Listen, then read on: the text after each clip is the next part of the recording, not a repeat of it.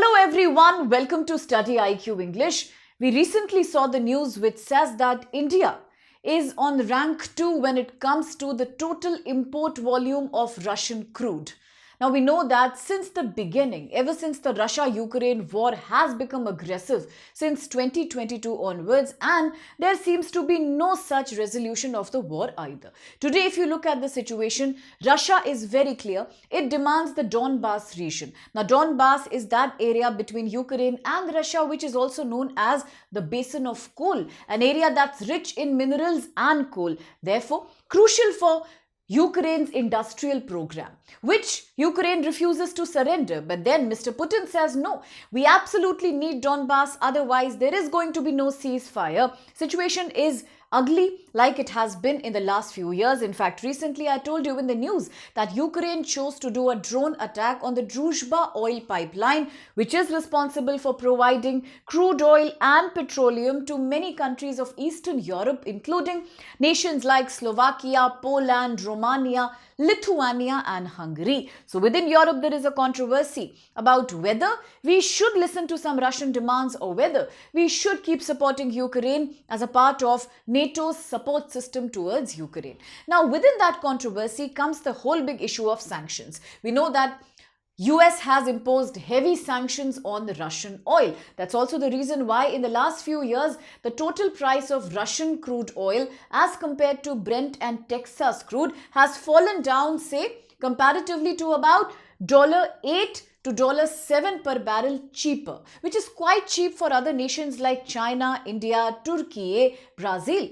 But US was categorical. US said if India continues to buy Russian crude, then no respite in 50% tariff. And today, if you have seen the news, another 126% tariff on solar cell batteries imported from India to US.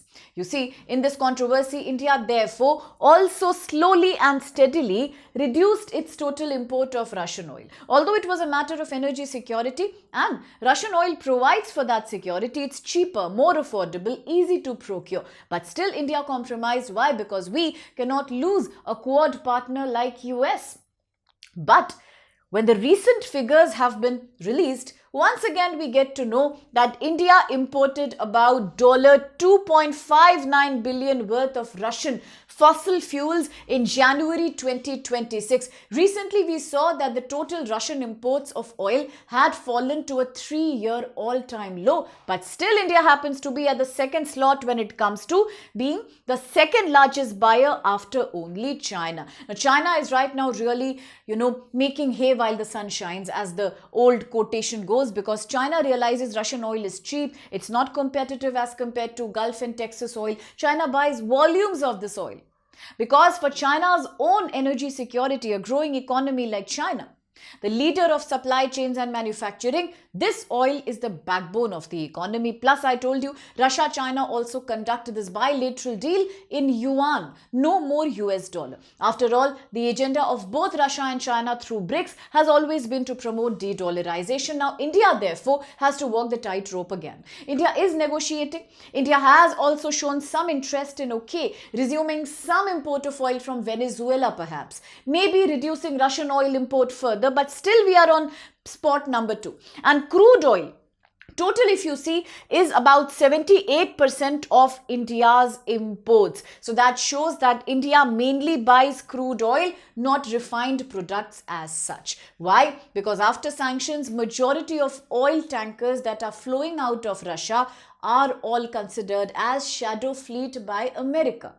Illegal shipping, illegal oil voyages, and that's why except China, no country dares to buy it openly. But then in reality, it is European countries also which buy this oil. You know that there are nations like Hungary and Slovakia who themselves have taken some respite, some waiver from European Union and permission that they can continue to buy this oil. And then there are many more countries which keep on buying Russian petroleum products. The most shocking thing is that Germany, the largest economy of European Union, itself buys Russian crude and refined petroleum products. So you see, India being on spot 2 is not that surprising either. Now, India imported about 1.2 million barrels of oil per day. That's barrels per day from Russia.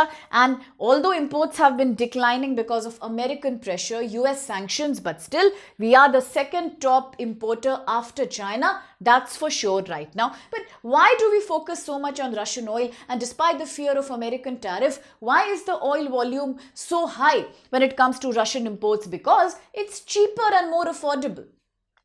Since 2025 January, Russian oil as compared to American or the Gulf oil is extremely more affordable. Plus, the supply chain is easier. Rather than passing through the traditional shipping lanes, Russian oil can be imported at a cheaper price as well. At the same time, India is a country that imports 85% of its total oil needs. So it needs a reliable supply partner. We know the disturbance going on in West Asia over Gaza-Palestine war. We also understand today as US is threatening Iran. Iran is threatening in retaliation to close the Strait of Hormuz, a key choke point in the world from where majority of all supplies come to the Eastern Hemisphere. So in this situation, where will India go if we do not depend on Russian crude? There is an economic benefit. Cheaper oil will help reduce cost and inflation. At the same time, I have told you earlier as well, refineries in China and India, they are expert. They are now so well used to processing Russian oil. Of course, Russian Ural oil is quite a sour oil. It has a high sulfur content, but still, if you compare it to Venezuelan oil, it's better. Venezuelan oil is even more thick. It's even more sticky. So therefore, many Indian oil refineries have objected. They say that if today we restart Venezuelan oil import, it will be very tough for our refineries to kind of process that oil. Our machineries are not used to that, but they are very used to Russian oil already. So therefore, it's a profitable deal all in all.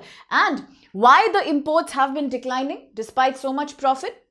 Why? Because US and EU have throughout maintained these sanctions. Of course, it is a geopolitical hypocrisy on the part of European Union. When the top-notch economy of EU, Germany itself takes refined products from Russia, all these come through shadow fleets. Then why are they imposing these many sanctions? Well, that's the NATO controversy all about. And companies in Russia, oil companies like Rosneft, they have been facing major sanctions from the West. And EU ban on products that are made from Russian crude. Now here also there is a very catch situation. Say for example, a lot of countries are arguing that we continue to buy Russian petroleum products because once the crude is refined, it is no more of Russian origin. And then not only is importing it easier, then it means that we aren't exactly using Russian oil. Well, that could be a very, very hypocritical statement. But then when you see the number of countries in Europe that are using Russian oil, you realize that that's a justified statement that they are making. If you look at the price cap on Russian oil, then that's also very high, all because of US pressure. And India is one country which is the fourth largest economy now, and we believe in diversifying our oil needs. So not only our export markets, we are diversifying our oil sources. So therefore, not just buying more from countries like Saudi Arabia. Remember, India and Jordan have signed an agreement recently. India, UAE had already signed a SEPA, Comprehensive Economic Partnership, in 2022. It was revised recently, as well as with Oman. India has signed another CEPA. So you see, repeatedly with all these countries, we have been signing deep agreements, and it just means we are diversifying our oil needs, where Russia continues to play a very important role which can't be denied. So what's the global situation right now in totality? China has definitely increased its purchase of Russian oil. It's cheaper, affordable. Even if it's come through shallow fleet, then China is not afraid of any sanctions. We know that because whenever US comes and threatens China of sanctions and tariff, China retaliates by saying that I will stop supplying rare earth material. Now, given Chinese domination of critical minerals, the 17 specific rare earth material, who can then argue with China? So therefore, China is the top buyer, followed by India, and Russia is now redirecting its oil supply chain from Europe to Asia. Therefore, naturally, these are the largest markets, and India is also trying to maintain this balance. Now, for India, balancing is not a new thing. Yesterday in the Hindu newspaper, we have learnt a new word known as dehyphenation. That's another feature of India's foreign policy.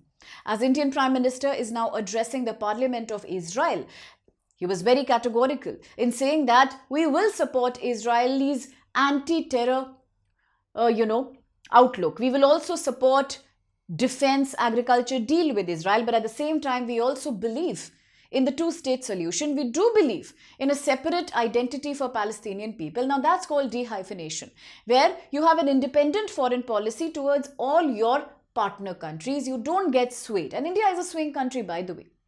So therefore, even when it comes to the conflict between US, EU or Russia, India will maintain this balance. Well, that's all about strategic autonomy. That's about multi-alignment. And India, if it's a member of BRICS and SCO, we are a very integral part of Quad also. So this is what is highlighted all in all in this video. A quick practice question here. With reference to India's imports of Russian fossil fuel in 2026, look at these statements. 1. Crude oil constituted more than 3/4 of India's fossil fuel import from Russia in Jan 26. 2. India was the largest importer of Russian fossil fuel in January 26. And 3. Global sanctions and price caps on Russian oil have influenced India's oil import patterns. It's an easy question. Try to answer and to verify not just the answer but many more details about some such similar interesting topics. Do follow the Telegram channel of ours. You can download the channel from this QR code right here. And do not forget that right now, as a limited period offer at StudyIQ, we are offering the Power Play sale. It's called Power Play because you are getting 27 and 28 batch course admission at flat 50% off. That's a major discount. And the price starts from 12,999 only. If you use my code SPLY, further discount is possible for English, Hindi and bilingual medium.